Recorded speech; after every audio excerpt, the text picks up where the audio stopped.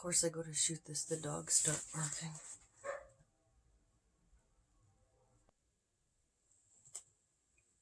So yeah, it's like 2 in the morning, so I'm trying to shoot this video for the past few days, but I've been going into these deep, heavy sleeps.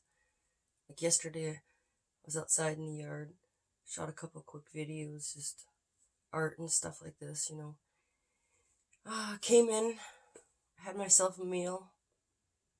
Still had my sweaters on from outside. I had 2 sweaters and a big jacket. Took the jacket off, but I still have my 2 big sweaters on. And after I had a bite to eat, I had to lay down. Totally crashed out till about 1 in the morning. Woke up and was tired again by like 2:30. Slept heavy.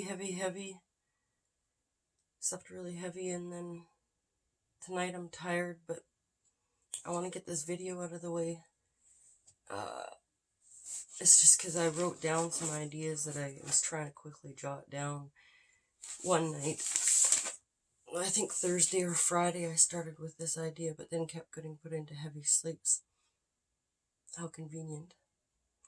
But today, when I was out looking through some stuff, I found dated November 12th, 2017, smear campaign.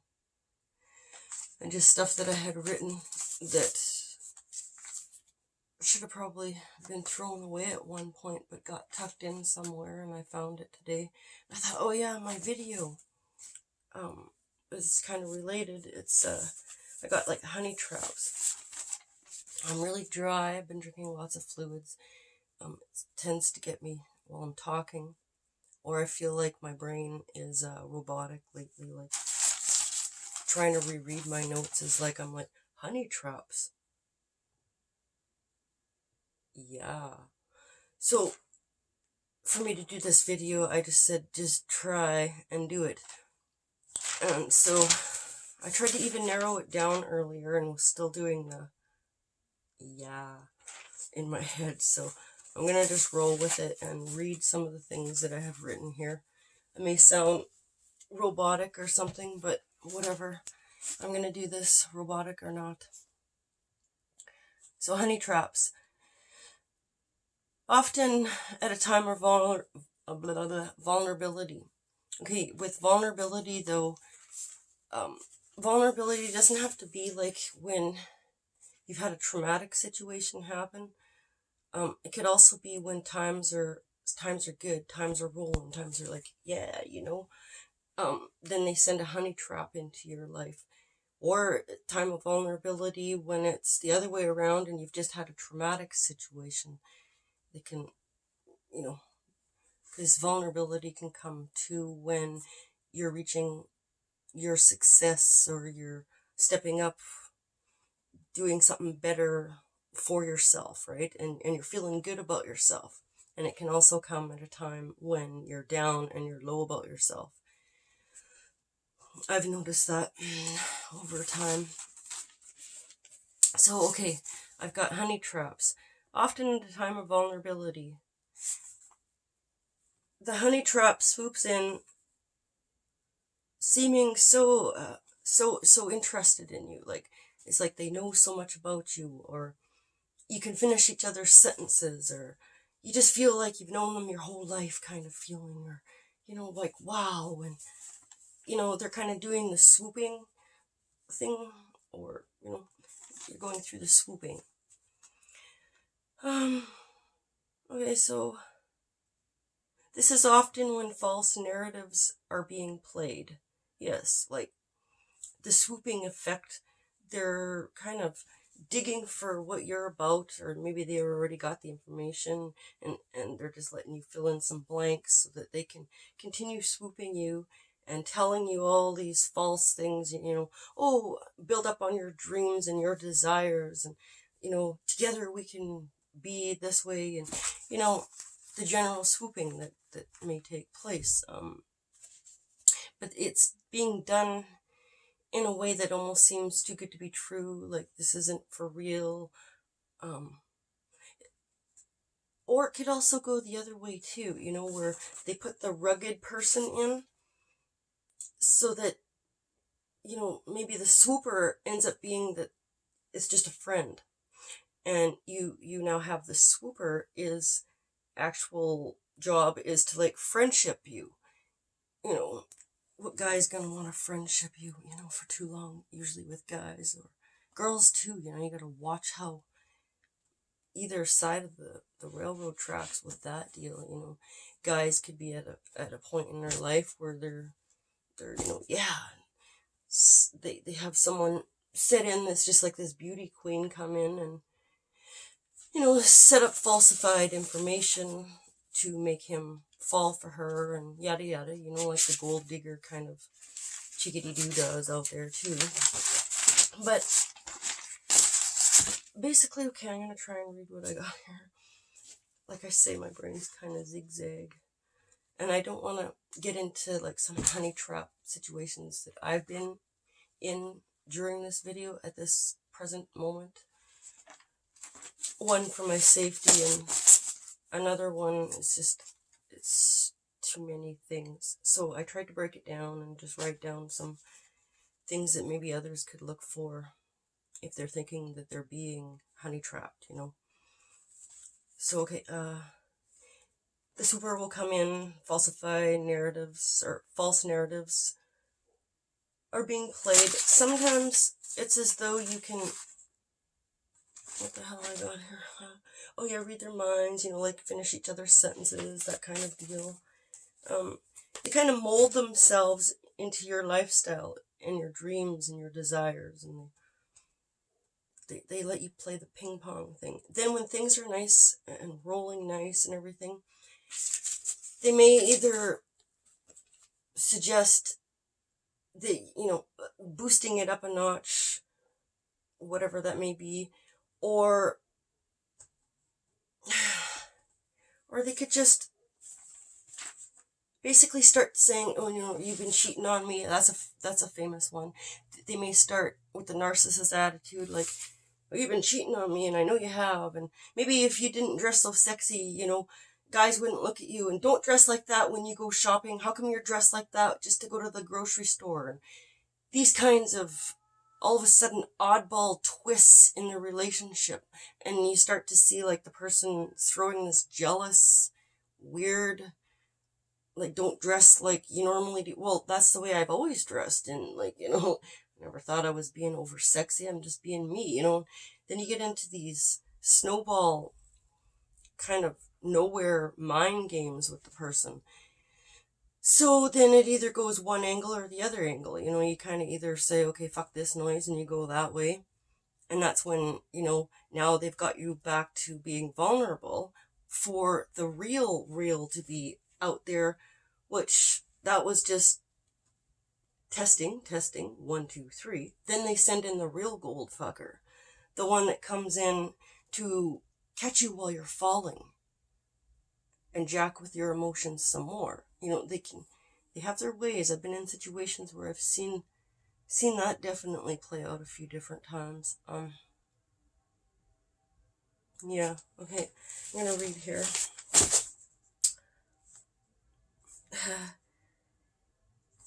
Basically, they mold you into, you know, believing in them when really they're gonna just turn it around and shit on you in some way or another. By one famous one is they like to start fights, whether that's in public or around your family member, or make you look like the bad guy, like the guy that's the fall guy in this, you know, and you're just like baffled as to why they would even say these things in public or to like a family member. And it often doesn't make much sense to you. You're just left going, shaking your head, wondering what the hell's going on, you know. So you either like cut the relationship real quick, and if that's not an option at that time, it'll just snowball and continue to play out. And what they like to do is like, maybe they'll cut that off from being a narcissist kind of attitude, and You might go through the sorry, blah, blah, blah, stuff like this, possibly. And if that happens, they'll just set it up for another round. You're just in for it for another round. Yeah, okay. Lifestyles and dreams, to get ready for their next move. Yeah, often trying to either change you, like either they'll cut you down or they're trying to change you. Like the dressing thing, or if you would just do things this way, it would be better, or my family doesn't like it when people, and they try and change you. That's bullshit too. They continue trying to change you. May tell you to dress down or dress differently than what you normally would. Yeah. May start fights in public. Yeah, cover that. Okay, so blank piece of paper. You get the type that may try and wine and dine you, or just friendship you. Some will friendship you so they can lead you into the next real honey trap that's sitting around the corner. But they're just like trapping you in for information so that they can tell their little agent asshole buddy, who's actually waiting just behind a corner to magically appear coming your way. Okay, so, yeah.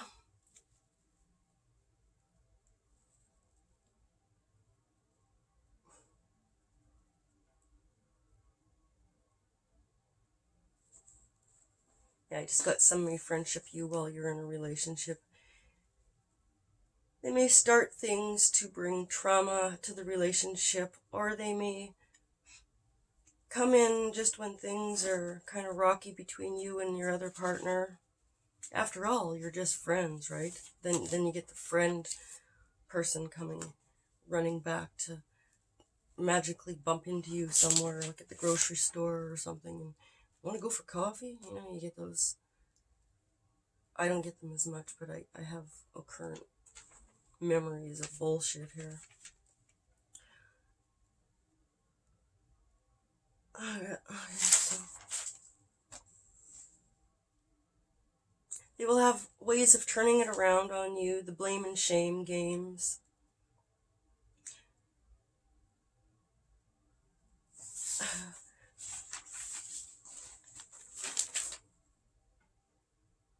Oh yeah, they may disappear for like a few hours, a few days, weeks, months, years, and then reappear in your life magically somehow, just for more setups and more fucking bullshit to come your way.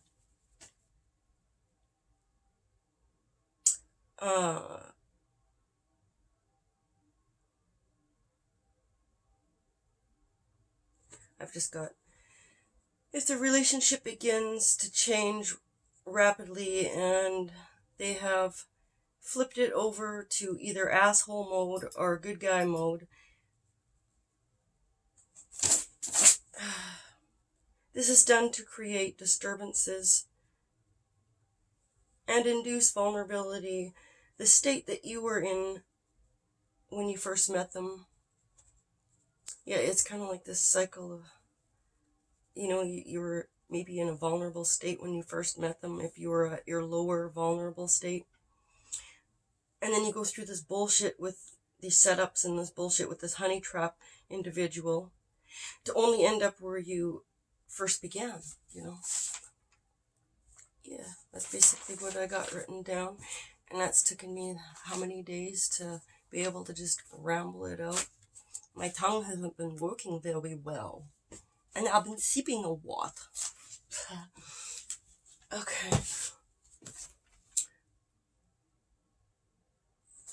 Yeah. Just my notes. Probably can't really read it. Last page of my notes. And then, in group settings, either the quiet, nice guy or the aggressor will take charge kind of personality with the shyness way about them, often, in order for, like, because they want you to be the one who kind of, they'll ask a lot of questions and get you to open up and be like wanting you to tell them things, but then they'll quite often role reverse that right back the other way. Well, they go tell their informants the information, or maybe they've recorded you guys having sex or something, you know, and they've sold those magical little moments somewhere along the line, made a little extra money out along the way too, you know. Yeah. Okay, well, there's my read up for now, and I'll do a better video when I can talk better about things. My tongue is all blah, blah, blah. It's just been like that for the past few days. I noticed that this kind of symptoms can come on pretty quick once you start talking and stuff. And I mean,